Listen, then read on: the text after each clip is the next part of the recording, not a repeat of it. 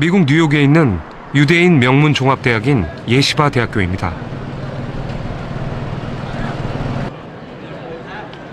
이곳에서 우린 놀라운 광경을 볼 수 있습니다.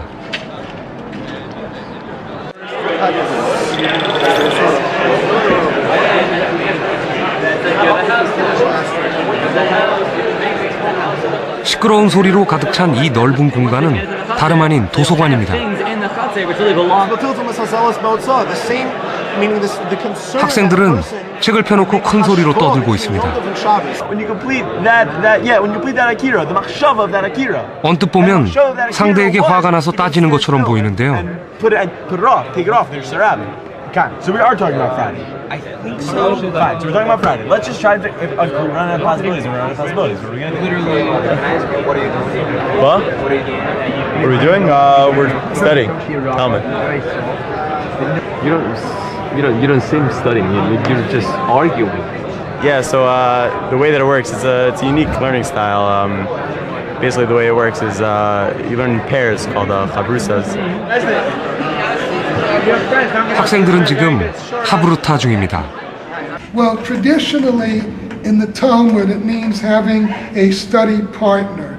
The idea is you learn better that way than if you just learn by yourself. 하브루타는 말하는 공부법입니다. I mean, it's true for everything. That speaking out an idea makes it clear for you. Also helps you remember what you're learning. Just teaching it over to someone else. For sure, it's radically different. There's a saying that goes, if you can't, some of us, are, as a favorite is, if you can't say it, you don't know it. If you, a lot of times, you think you know something you think makes sense, then you say it out, it sounds ridiculous, or you say it and you're. 유대인은 세계 인구의 0.2%밖에 되지 않습니다. 하지만 역대 노벨상 수상자 중 22%가 유대인이죠. 2013년에는 12명의 노벨상 수상자 중 절반이 유대인이었습니다.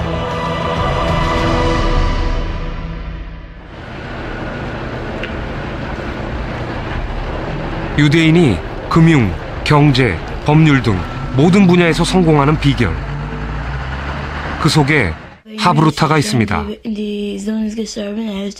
유대인은 탈무드를 소리내 읽는 것으로 공부를 시작합니다. 뉴욕에 있는 유대인 예배당. 토요일 저녁이면 아이들 말소리로 혼이 나갈 만큼 소란스럽죠.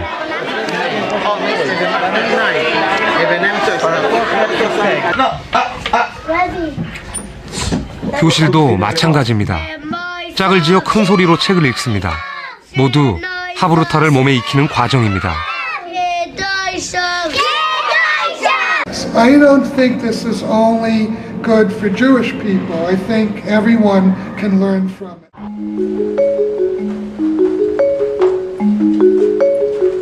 우리도 잠깐 공부를 해볼까요? 도서관 모양의 조용한 공부방입니다. 한 사람씩 칸막이로 나뉘어져 있죠. 지금부터 8명의 대학생들은 서양사의 한 부분을 공부하게 됩니다. 3시간 뒤 시험을 보기로 했습니다. 학교 시험도 아닌데 꼼짝 않고 열심히 공부하네요. 이렇게 열심히 해요? 시험 본다고 해서 옛날부터 시험 보면 막 연도 나오고 무슨 국가 이름 나오고 그런 것들 많이 나오잖아요. 일단 그런 것도 요청하고 있어요. 초반에는 형광펜으로, 그러니까 눈에 들어오는 문장 같은 거 형광펜으로 쳐서 먼저 한 번씩 다 읽고요. 그 형광펜 친 거를 쓰면서 노트 정리식으로 공부하고 있어요. 그런데 같은 시간 아래층에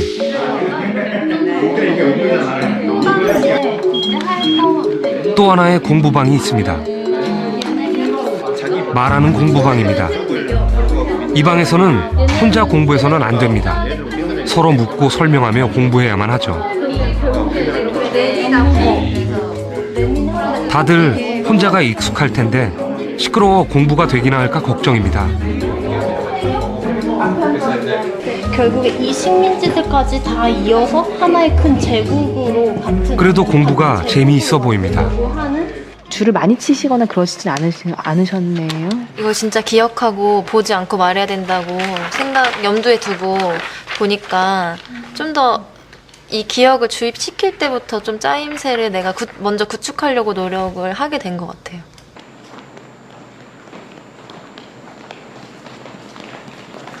세 시간 뒤 조용한 공부방과 말하는 공부방 학생들이 모두 시험장에 들어섭니다.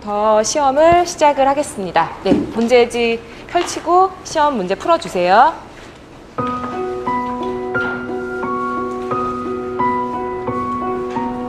시험 문제는 빈칸을 채우는 단답형 5문제와 수능형 유추문제 5개, 그리고 서술형 5문제입니다.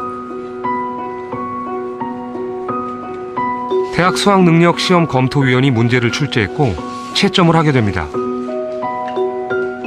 시험 시간은 1시간입니다. 조용한 공부방 학생들입니다. 잘 풀고 있을까요? 막상 시험지를 받고 시험 문제를 풀려고 하니까 딱 그 중요한 부분에서 생각이 안 나고 막상 시험지를 보니까 잘 안 되더라고요. 이쪽은 말하는 공부방 학생들입니다. 어디가 시험을 더 잘 봤을 것 같아요? 확실히 여기가 더 잘 봤을 것 같은데요. 자기가 아는 게 모르는 게 나오니까 아는 거는 제끼고 모르는 것부터 먼저 공부할 수 있는 그렇게 되거든요. 내가 설명해 줄 때 내가 잘 모르는 부분을 스스로 캐치할 수 있다는 거. 오늘 배운 부분만큼은 좀 그래도 많이 기억에 남겠죠. 달랐던 것은 3시간의 공부법. 정말 말하는 공부방이 시험을 더 잘 봤을까요?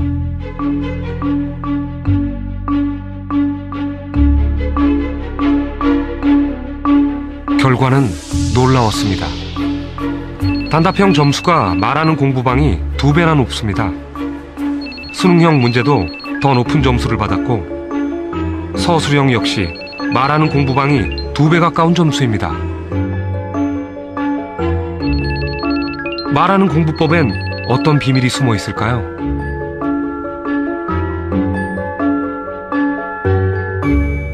아마 처음 이런 장면을 보신 분들께서는 많이 놀라셨을 거예요. 그런데 이게 심리학자들의 눈으로 보기에는 그다지 놀라운 결과가 아닙니다.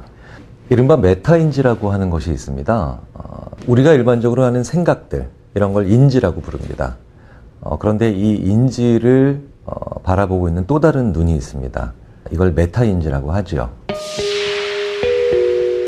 나의 사고 능력을 객관적으로 바라보는 또 하나의 눈, 메타인지. 메타인지는 내가 아는 것과 안다고 착각하는 것을 파악하는 능력입니다. 나 자신을 아는 거죠. 그렇다면 어떻게 하면 메타인지를 상승시킬 수 있을까? 바로 이 설명에 그 해답이 있습니다. 설명을 해보면 내가 아는 것과 모르는 것의 구분이 명확해지고, 그리고 내가 알고 있는 지식들이 인과관계, 즉 원인과 결과의 관계를 그리면서 정리가 됩니다. 뭔가를 말로 설명해보면 압니다. 듣기만 하며 지식을 집어넣는 것과는 달리 말로 설명하면 내가 아는 것과 모르는 것, 필요한 것과 필요 없는 것이 생각으로 정리되는 걸 느끼죠. 메타인지가 작동하기 때문입니다. 보시죠. 이 학습 피라미드는 공부를 한 다음 24시간 후에 남아있는 비율을 나타낸 것입니다. 듣는 공부는 5%가 남지만 말하는 공부는 90%가 남습니다.